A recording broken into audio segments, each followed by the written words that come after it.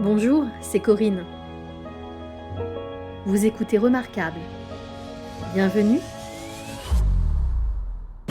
Remarquable, c'est l'histoire et l'art en balade. Dans ce podcast, on pousse les portes de notre patrimoine, surtout les petites.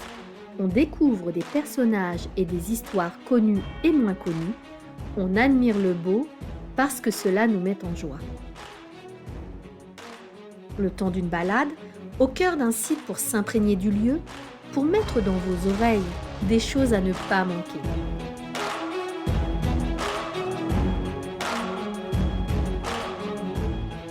Allez, viens, je t'emmène.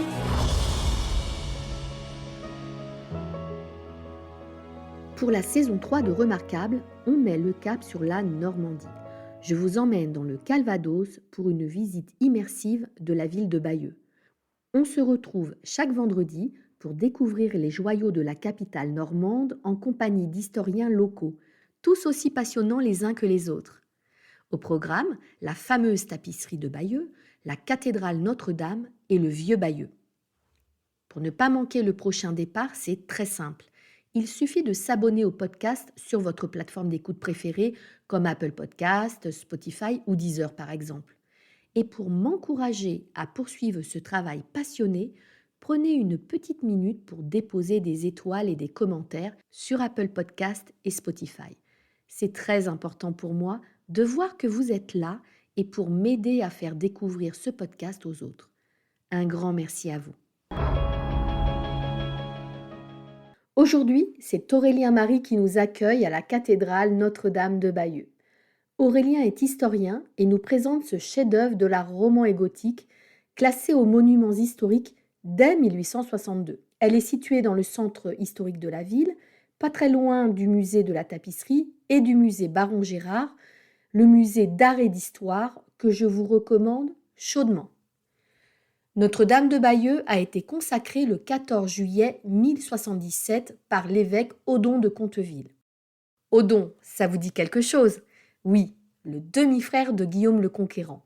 On en a beaucoup parlé lors des 2 épisodes précédents sur la célèbre tapisserie de Bayeux. Odon aurait fait réaliser la tapisserie pour orner la nef de sa cathédrale. Elle était exposée 2 semaines par an, pendant la fête des reliques, la première quinzaine du mois de juillet. Le reste du temps, elle était conservée dans la salle du trésor de la cathédrale. Sur Notre-Dame de Bayeux, j'ai lu, je cite, « Véritable joyau de l'architecture romane normande avec sa large nef et sa structure de toit complexe. » Ou encore, un des plus beaux exemples de mariage entre le style roman et gothique. Ah oui, ça c'est vrai. Notre-Dame de Bayeux est remarquable. Elle compte parmi les plus belles cathédrales de France. Mais je ne vous en dis pas plus, allons rejoindre Aurélien.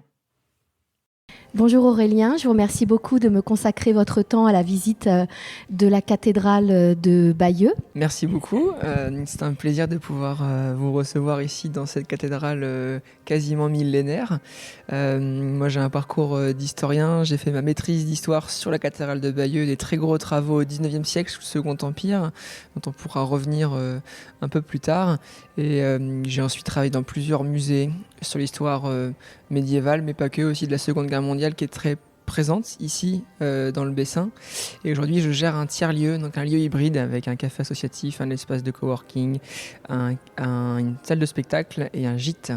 D'accord, donc rien à voir avec vos activités d'historien ?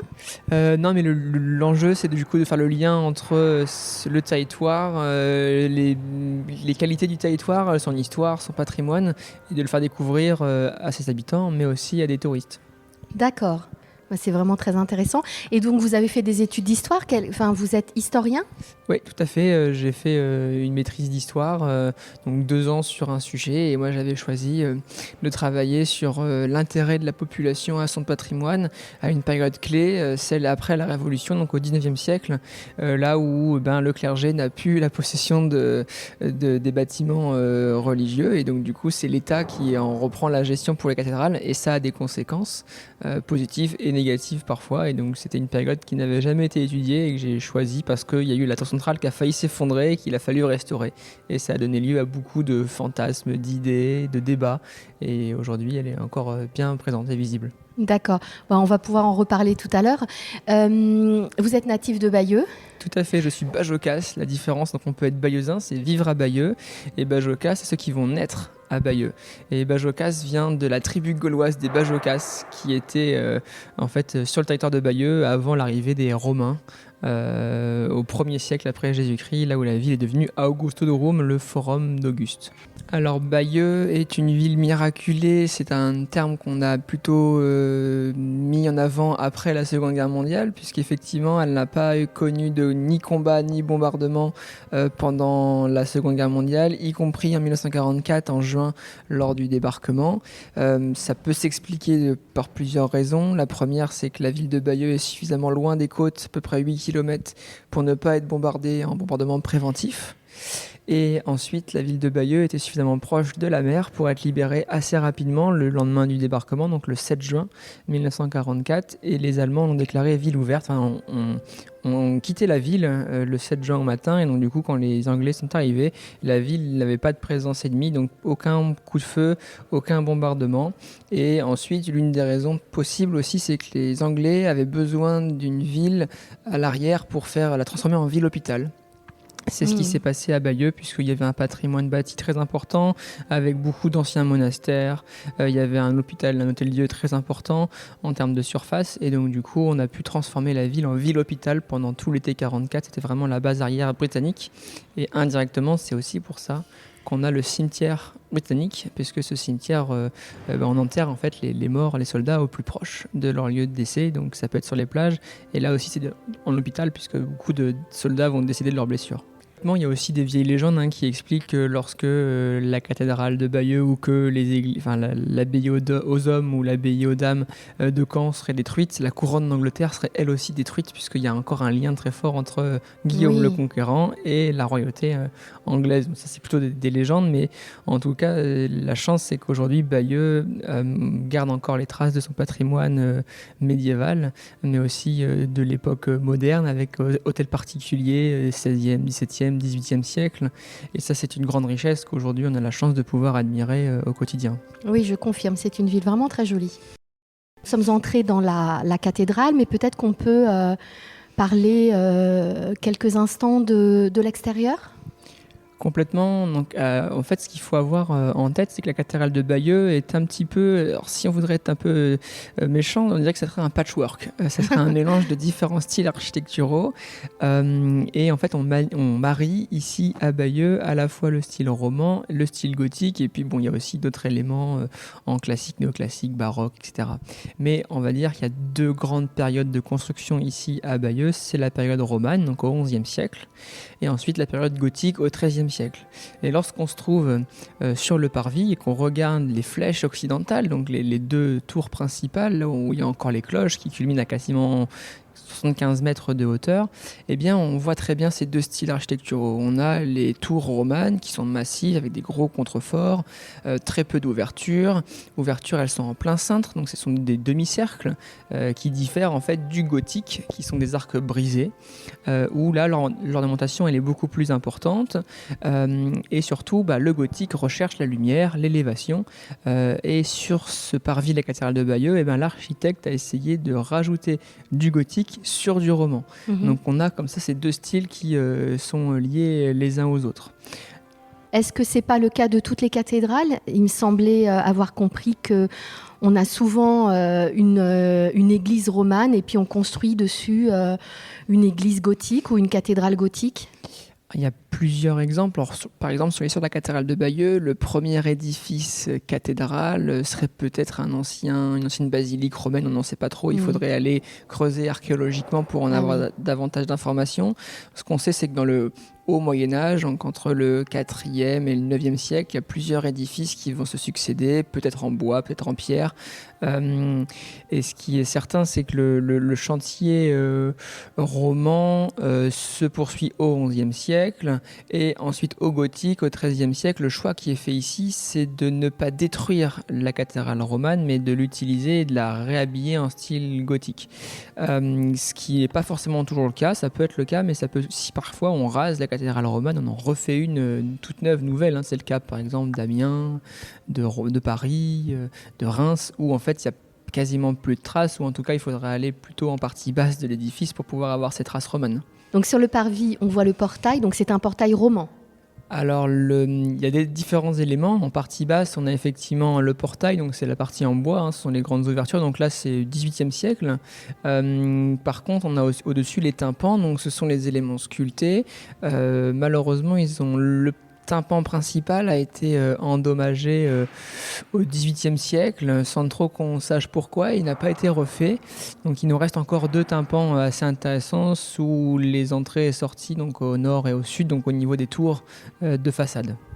Depuis le parvis, en fait, il faut imaginer que c'est le cœur, on est au sud-est de la ville de Bayeux, c'est un quartier ecclésiastique, les résidences des chanoines, ce sont des religieux rattachés à la cathédrale et vivent dans les rues adjacentes, donc c'est vraiment un quartier religieux.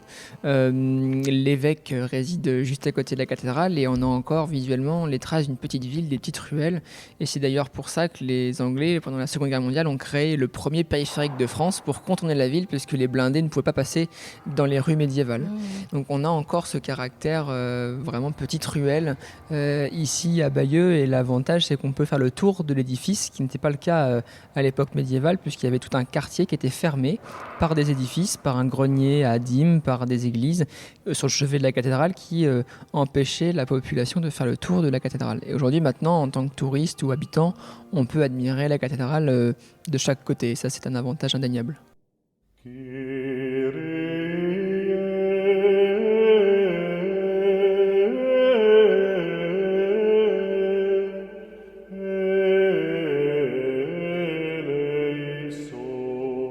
Ça, c'est vraiment la particularité du gothique, c'est une profusion de décors, de sculptures, d'élévations. Et donc, ce qui saute aux yeux quand on rentre dans la cathédrale, tel que l'on le voit à l'instant, c'est déjà cette lumière naturelle très forte qui pénètre dans l'édifice.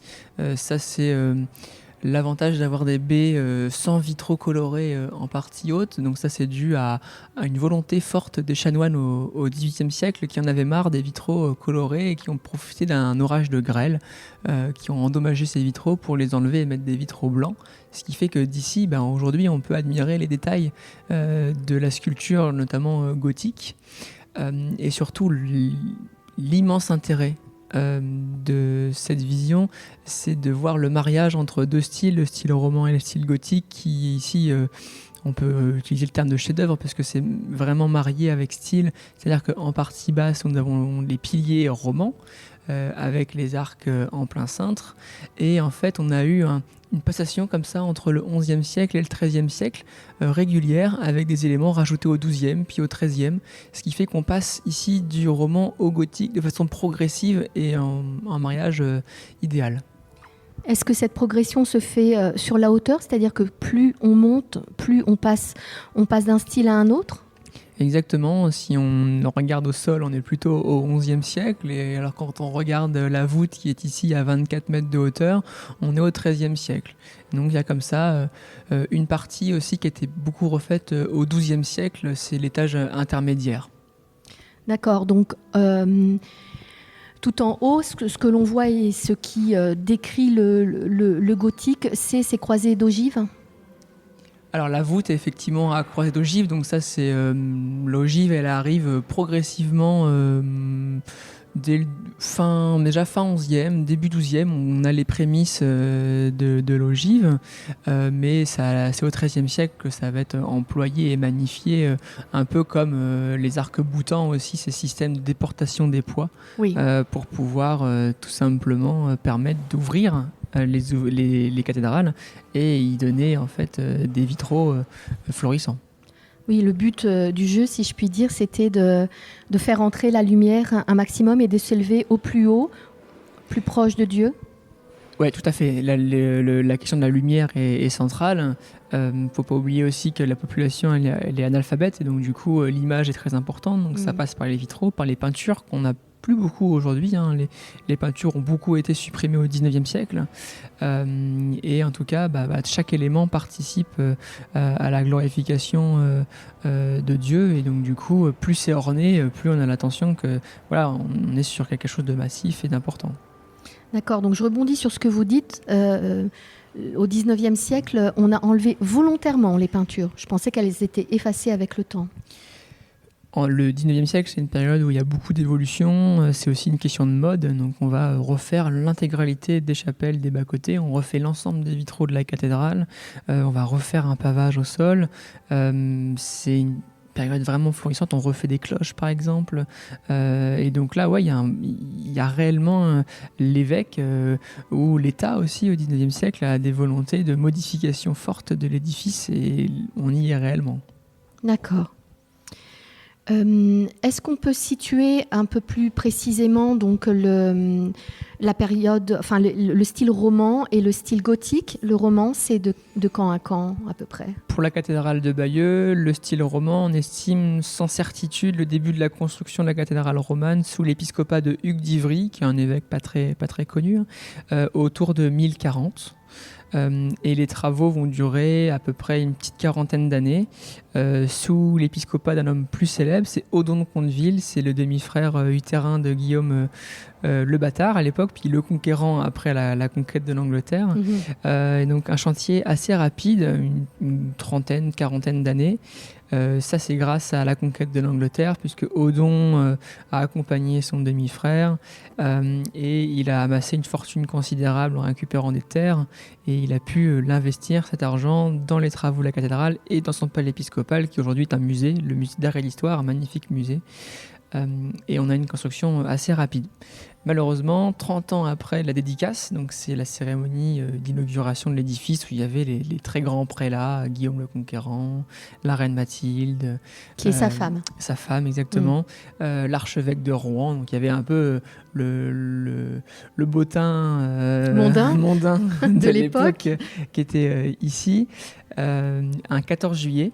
Donc ici on peut fêter doublement le 14 juillet, fête nationale depuis l'époque révolutionnaire, et aussi la dédicace de la cathédrale donc en 1077. 1117 1077. 1077. 1077. Malheureusement, 30 ans après, les fils de Guillaume le Conquérant se disputent la succession et Bayeux est fidèle à son duc. Et le problème, c'est que Henri Ier Beauclerc, roi d'Angleterre, autre fils de Guillaume qui était outre-Manche, va traverser la Manche et va assiéger Bayeux pour récupérer auprès de Robert Courteuse, son frère, le duché de Normandie. Et la ville, elle est assiégée et pour éviter un siège long, coûteux, la ville est incendiée. Et la population se rassemble dans la cathédrale, il y a à peu près 1000 personnes. C'est raconté par un chroniqueur médiéval qui s'appelle Serlon. Et Serlon nous raconte le mouvement de foule par ces barbares qui veulent rentrer dans la cathédrale, tuer les gens et piller la cathédrale. Et donc la cathédrale est incendiée.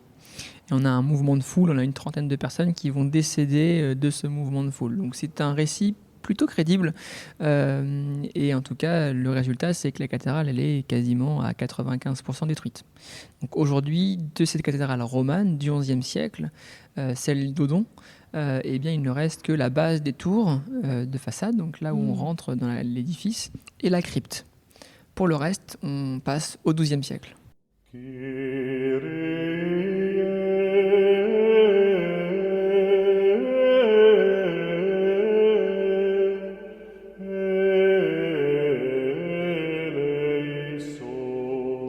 Donc une cathédrale, c'est une église classique. La seule différence, c'est qu'elle a un siège qu'on appelle la cathèdre. C'est le siège de l'évêque. Donc c'est l'église de l'évêque. Donc c'est un terme supplémentaire, mais ça reste une église. Et une église, elle est bâtie selon un plan classique qu'on retrouve un peu partout dans le monde.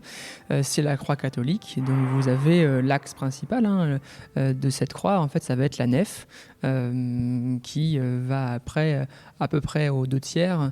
On va créer en fait les deux bras du transept. Donc ça équivaut un peu au bras du Christ quand il est sur la croix. Et ensuite, la partie sommitale, c'est le chœur. Donc ça, c'est vraiment l'élément dans le bâti classique. qu'on retrouve partout en fait. C'est ça. Et après, on a des parties qui peuvent se rajouter. Donc c'est le cas par exemple des bas-côtés. de la nef. Donc là, du coup, ce sont des chapelles qui sont créées avec une déambulation. Vous avez ensuite ce qu'on appelle le déambulatoire. Donc c'est une partie qui va faire le tour du chœur par l'extérieur et qui va, la personne déambule et sur les côtés, vous avez les chapelles du chœur. Donc, et le chemin de croix également. Et le chemin de croix y est présent tout à fait. Ensuite, il y a d'autres appellations pour préciser réellement des endroits précis de la cathédrale. C'est le cas là où nous sommes tout de suite, c'est le narthex, donc c'est l'entrée de la cathédrale. Donc là, on est sous le grand orgue qui n'existait pas à l'époque médiévale. Et de là, en fait, la particularité à Bayeux, et c'est assez rare, c'est même unique en France, c'est qu'on a des niveaux de marche. On descend 2 fois 7 marches dans la cathédrale, on les descend au niveau du narthex, puis après dans le transept. C'est que l'architecte, en fait, a suivi le niveau du sol, et au lieu de combler de façon très importante sur plus de 100 mètres de longueur le sol, eh bien on a descendu des marches. Oui, c'est vrai. Merci de nous le faire remarquer parce que je n'avais pas fait attention à cette spécificité, mais en général, on arrive de plein pied. Tout à fait, le plein pied c'est un peu la base, mais quand on a comme ça un relief un petit peu plus nivelé, on trouve des parades.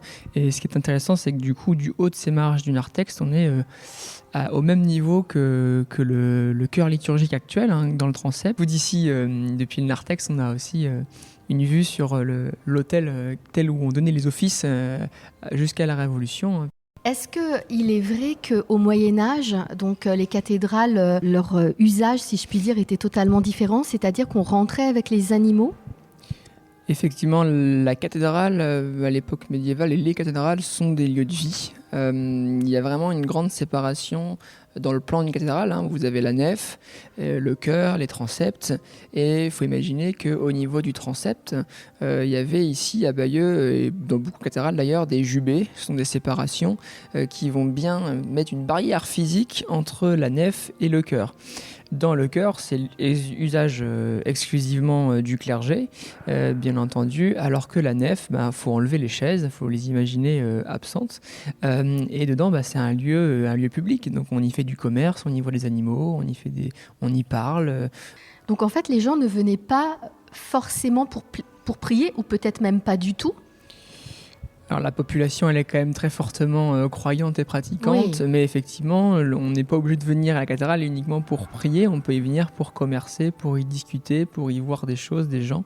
Et c'est quelque chose qu'effectivement on a moins aujourd'hui. Aujourd'hui, les 2 raisons principales pour la venue, ça va être le tourisme, visiter une église, assister à un concert ou autre. Et après, ça va être effectivement les offices et les prières individuelles qu'on peut faire, les confessions ou autres. Mais il y a moins ce côté marchand en tout cas. Jusqu'à quand, en fait, ça s'est produit, cette utilisation des cathédrales ? Ça se disperse en fait de façon progressive, oui. Puisque d'autres bâtiments vont prendre la place. C'est le cas des halles aux poissons, des halles aux viandes, etc. Donc les lieux de commerce s'échappent aussi. Et ensuite, il va y avoir des périodes comme la Révolution qui vont transformer la cathédrale, va changer d'usage. Ici, elle va être fermée et transformée en temple de la raison et de l'être suprême. Donc on a des grandes cérémonies républicaines. Donc là, on a encore dévoyé l'usage primitif de la cathédrale. Et puis voilà, après au 19e, 20e siècle, on n'a plus du tout ce côté commercial. On l'a encore un peu, ce côté social, des grandes cérémonies républicaines, même laïques. Parfois, on a des offices importants qui sont célébrés ici. On n'en a pas encore parlé, mais la cathédrale possède 17 cloches. Elles sont réparties dans la tour centrale avec un carillon de 11 cloches qui sonnent les heures. Et puis dans les 2 tours, on a 6 cloches supplémentaires. La semaine prochaine, on se retrouve pour faire un tour complet de la cathédrale en compagnie d'Aurélien. Vous êtes encore là ? Merci de m'écouter jusqu'au bout. Pour aller encore plus loin, retrouvez toutes les notes et les photos de l'épisode sur Facebook, Instagram et Twitter. Vous aimez Remarquable ? Aidez-moi à faire connaître le podcast en partageant ces épisodes ou en laissant des commentaires sur les réseaux sociaux. Et parlez-en autour de vous. Merci, à très vite.